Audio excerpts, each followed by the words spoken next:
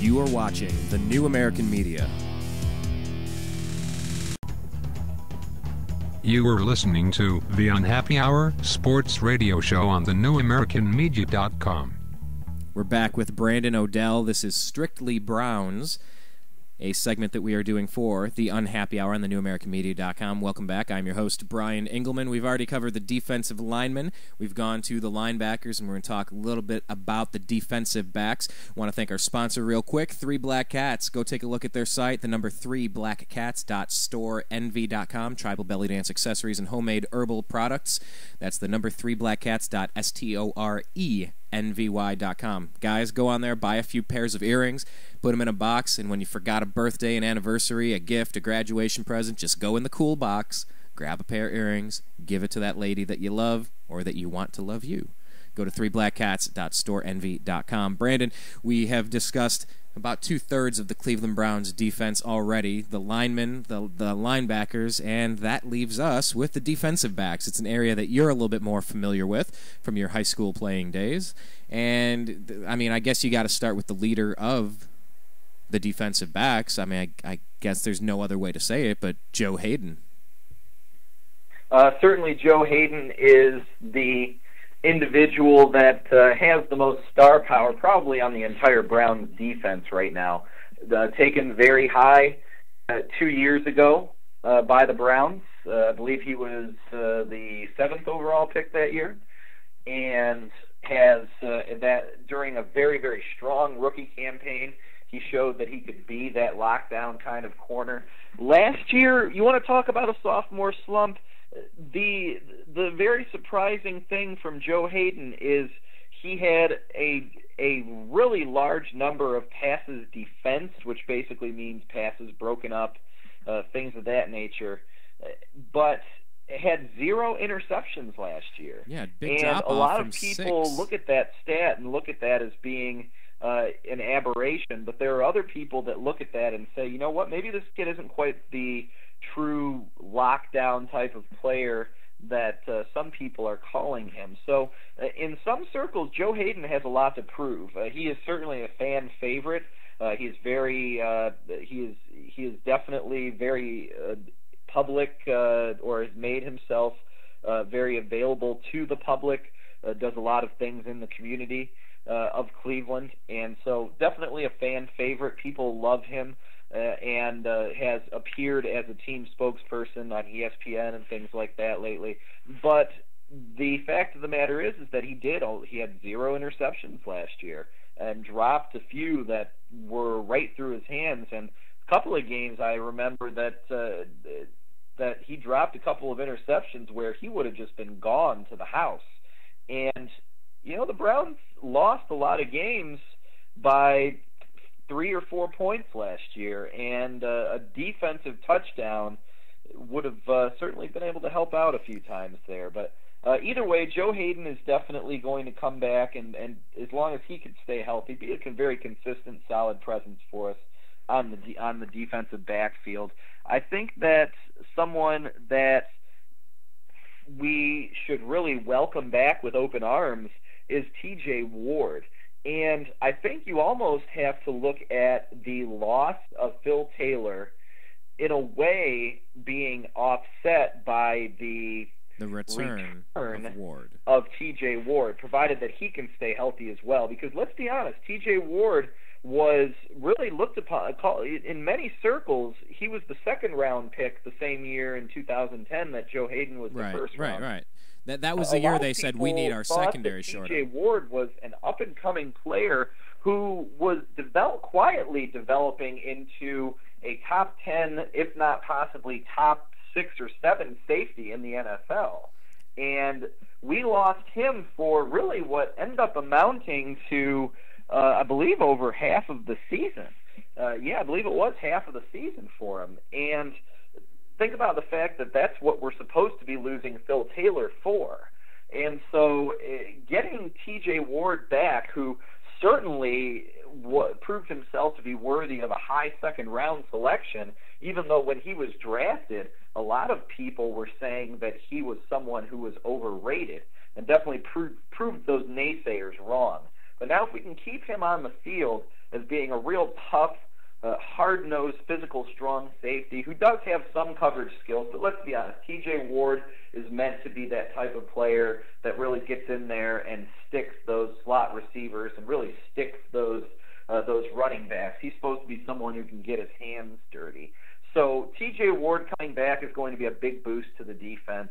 And I think it's going to help Joe Haden out a lot, too, because he's going to feel that he has more confidence to be able to take chances because he feels more confident about the guys that have his back. Well, 2 quick points there, because T.J. Ward, I mean, you look at 2010, he had 95 solo tackles and then, missed half the season with only 28 last year. So, yes, him coming back, that will allow someone like Joe Haden to have the opportunity then to, like you said it really good, to take those chances. When I played at football, it was easy to focus on my assignment because the players around me were very good. I knew that the defensive lineman was going to do his part, that my outside backer was going to handle his spot, and my inside backer was going to handle his. It's different when Joe Haden's looking around and T.J. Ward's off the field, and he's got to kind of watch the new guy that took over, and he's got to do his own thing at the same time. You're right. When you're playing with confidence, it's really hard to stop a team that's playing with well-coached confidence. But let me bounce back for a second. I love the point you're making that we lose Phil Taylor for half a season, but we're gaining T.J. Ward, so it's almost offset. It's a very interesting way to talk about it. I haven't really considered that yet. But do you think Joe Haden, part of his drop-off in production, might have been that he was so productive the year before that opposing teams said, look, there's 22,000 ways that we can beat the Cleveland Browns. Maybe we shouldn't try to beat them through Joe Haden. And do you think some of that might have had to do with his production falling off a little bit, or just the mental lapses of failing to bring those those interceptions back to the house and bring the points home? I think the latter. I mean, let's be honest with ourselves. Players that play defensive back, that are the elite athletes of your Joe Haden type of players, the reason why they're on defense is one reason. It's because of the fact that they didn't show the ability to be able to catch the ball. They can't catch it, right? So I think there's probably something to be said for that. But Joe Haden will be fine. He's not someone I'm worried about. I really am a lot more concerned about what's going on over on the other side of the field with the other corner.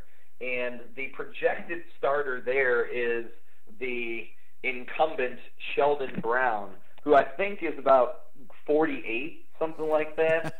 He's pretty old. He's in his 10th season out of South Carolina. He's going to have a tough time being able to keep up with the A.J. Greens of the world. Of course, I guess the hope is that Joe Haden is going to be the one. Of course, he had a tough time keeping up with A.J. Green, too. Either way, point being, Sheldon Brown is a wily veteran, but certainly not someone who is going to be making a bunch of major big plays for you. A la Joe Haden. I think that ultimately they would like to find someone else who could possibly slide into that role. A couple of names to keep in mind are Dimitri Patterson, who was re-signed this past offseason. And Dimitri Patterson, he's a player who played a lot of nickelback last season, but they liked him actually in that on that starting corner side of the ball too. So there's certainly a chance that he could be someone that could be the starter. Maybe you see Sheldon Brown becoming more of a backup type of a player. And then someone else to keep in mind is the youngster second-year player Buster Screen. Heard his name all the time last year. So he certainly was someone who earned some playing time as the season progressed last year, even returned a few kicks for us. So certainly someone else to kind of keep in mind as being a player that could end up getting some playing time. The other safety spot, the projected starter from last year, Usama Young, never really was able to truly grasp hold of that starting spot that he was supposed to be able to get from Mike Adams.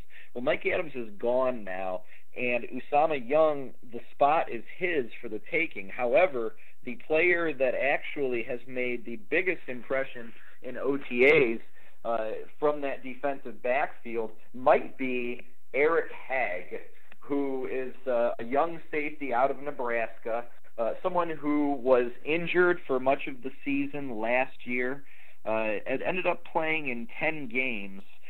And really a lot of the talk heading into training camp is that at least amongst defensive coaches, that Eric Hagg might kind of come out of nowhere and have a real shot at winning that starting spot, and someone who has shown real instincts to be a good free safety and allow your T.J. Ward to be able to play a lot closer to the line. So then let's kind of wrap it up here then. I guess, would you say Hagg or Peterson might have the lock as far as a secondary player to maybe not come out of nowhere, but to really showcase, shine, and take over a starting job in the offseason here as they start doing their two-a-days, all their practices, all their scrimmages, and then into the competition in the preseason here. Do you think Hagg is the one to come out of there? Bernard is the one to come out of the defensive line, and then Acho coming out of the linebackers? Who do you see emerging from each position, at least from linemen, linebackers, and DBs? Well, certainly as far as some of those names that you mentioned, Hagg, I think, is someone that we'll really want to keep our eyes on. And let's keep our eyes on this James Michael Johnson as well. A couple of players who have a chip on their shoulder. Eric Hagg in particular really has impressed the defensive coaches with his level of understanding of pass coverages. Of course, he's playing against Brown's quarterbacks in practice, so I have a pretty good understanding of their passing attack as well. But either way, I think that Eric Hagg will be a guy to keep in mind, and James Michael Johnson. But either way, the defense I don't think is going to be what is going to be losing us any ball games next year. The offense and more the lack thereof, until we can actually prove that we can score and can hang with some of the more upper tier teams, which unfortunately tend to populate our own division. That's true. We're just not going to get out of that cellar. Well, okay, then let's leave it with two questions here. One is a bit of a wild card question, which is, why is it taking so long to sign our draft picks already? That's the wild card question, and then this will be a preemptive conversation for next week, kind of saying, well, we talked about the supplemental draft last week and Josh Gordon coming in. We talked a little bit about that. We talked about defense this week. So my second question to you now as we wrap this up is, where do you want to take this next week? Because part of what we want to do here is we want to encourage all Cleveland Browns fans to leave their comments if they're watching after the fact, to leave your comments, listen to the conversation, and interact with us. Leave your comments. We'll try to respond back.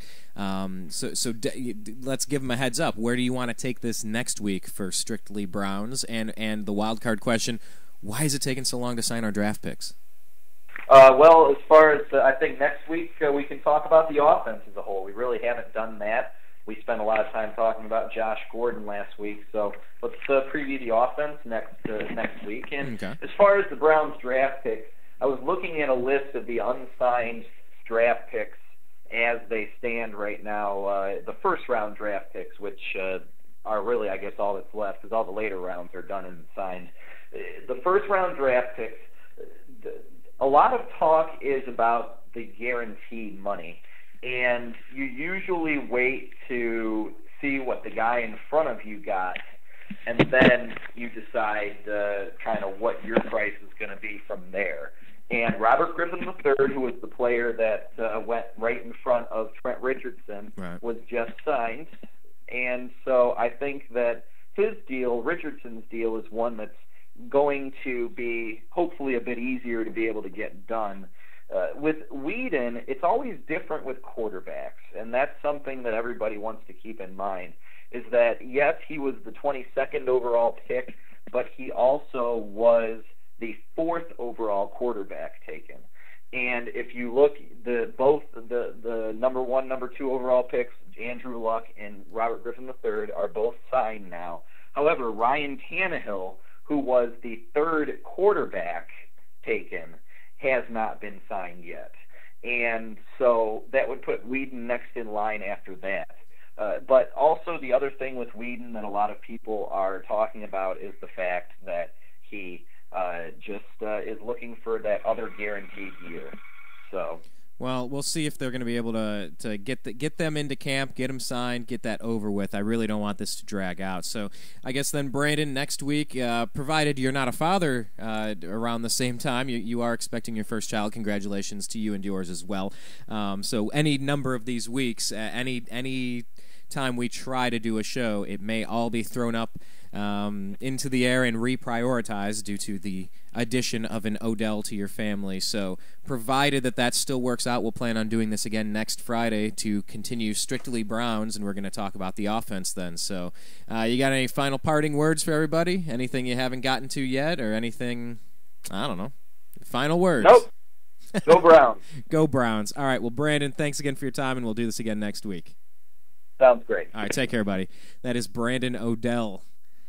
Lifelong friend of mine. We used to do radio back in Bowling Green, Ohio, and now we are continuing this on Strictly Browns, a segment that we're doing on the Unhappy Hour here at thenewamericanmedia.com. Want to thank him for joining us this week. We're going to be previewing the offense next week, and you can definitely check out all of our shows archived on youtube.com and on thenewamericanmedia.com on the radio page, TNAM Radio. Please check it out there. If you're watching after the fact, please click subscribe. We would definitely appreciate that. And leave your comments below. You know, we're here to have a mostly civil conversation about the Browns. We want to interact with you, and we also want to remind you that our sponsors help us do what we're doing. So if you want to support thenewamericanmedia.com, go take a look at this website. It's called 3 Black Cats, the number 3blackcats.storenvy.com. That's the number 3blackcats.storenvy.com. Tribal belly dance accessories, homemade herbal products, really cool earrings, hidden book boxes. You just got to scroll through here. Take a look at the website, see all the cool stuff that there is. Buy a few things in advance. Yeah, the herbal products, you buy those, you use them because they're not chock full of bad stuff. But definitely consider buying a few things here, helping out thenewamericanmedia.com by helping out our sponsor, 3blackcats.storenvy.com. We do this every week, and we are going to take a break. Coming up, we are going to be talking with Zach Barris about all things NBA, Cleveland Cavaliers, Team USA, and otherwise. And then after that, we're going to be talking Agree to Disagree. I think we have a couple guests lined up this week. It's going to be an interesting show on Agree to Disagree, but definitely take a look at our archived shows. Leave your comments below. Thank you very much for your time. I'm Brian Engelman signing out for thenewamericanmedia.com. You were listening to The Unhappy Hour Sports Radio Show on thenewamericanmedia.com. You are watching The New American Media.